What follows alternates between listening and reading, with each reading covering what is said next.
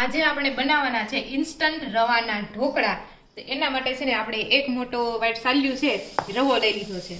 એકદમ ઝીણો બારીક લેવાનો છે ને જો ઝીણો રવો ન હોય ને તો તમે મિક્સરમાં નાખીને એને ઝીણો અમારે ઝીણો જ છે એટલે આપણે કંઈ કરવાની જરૂર નથી. તો એક સાલ્યું આપણે નાખી દઈશું રવો અને એમાં આપણે 3 ચમચી જેટલો ચણાનો લોટ એટલે એટલો ચણાનો લોટ નાખી દઈશું.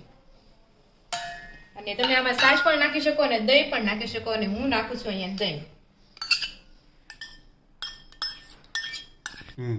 બધી વસ્તુને છે સારી રીતે મિક્સ કરી દેવાનું છે. તમે છે વધારે ખાટું ખાવું હોય ને તો વધારે દહીં નાખી શકો અને હું અહીંયા છે ને પાણી નાખું છું એની જગ્યાએ તમે છાશ પણ નાખી શકો. તો આને છે સારી રીતે મિક્સ કરી દઈશું.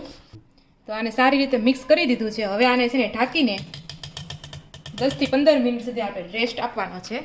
તો જો 10 મિનિટ 15 મિનિટ રેસ્ટ આપણે આપ્યો અને મસ્ત મજાનું જો આવી રીતના થઈ ગયું છે તમે જોઈ શકો છો. તો ચાલો હવે આમાં છે ને આપણે બધું મીઠું ને એવું બધું નાખી દઈએ. થોડું પાણી પણ નાખવું પડશે કારણ કે થોડું કઠણ છે. તો પાણી નાખીશું, પછી સ્વાદ અનુસાર મીઠું,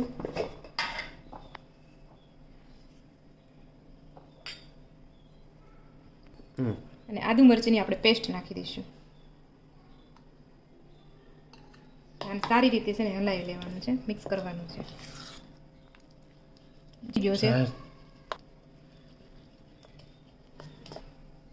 થોડીક એમાં નાખી દઈશું આપણે હળદર પાવડર.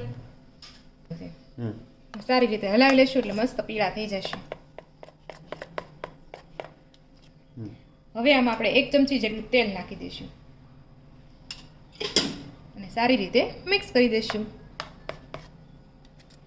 બેટર જ આવું થઈ જશે, આવી થિકનેસ રાખવાની છે. થોડાક આમાં આપણે નાખી દઈશું સોડા.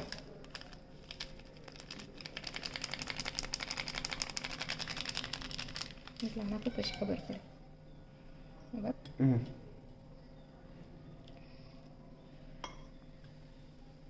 સારી રીતે હલાવશું એટલે તમે જુઓ મસ્ત ફૂલવા માંડ્યું છે. તો બેટરને જો આપણે ડીશમાં લઈ લીધું છે. હવે આપણે એને છે ને સ્ટીમ કરવા માટે મૂકી દઈએ. અને હા, ઉપરથી છે ને થોડીક આપણે ચટણી પાવડર છે ને સ્પ્રિંકલ કરી દઈશું આવી રીતના. એટલે મસ્ત તીખા અને ખાટા મીઠા બનશે આપણા ઢોકળા. જોવામાં તો બહુ મસ્ત લાગે છે. ચાલો તો આને ઢાંકી દઈશું અને 5 મિનિટમાં આઈ થિંક થઈ જશે. ચાલો જોઈએ. તો ચાલો આપણે જોઈએ આપણા ઢોકળા થઈ ગયા છે કે નહીં. તો જો આપણા ઢોકળા છે એકદમ ચડી ગયા છે.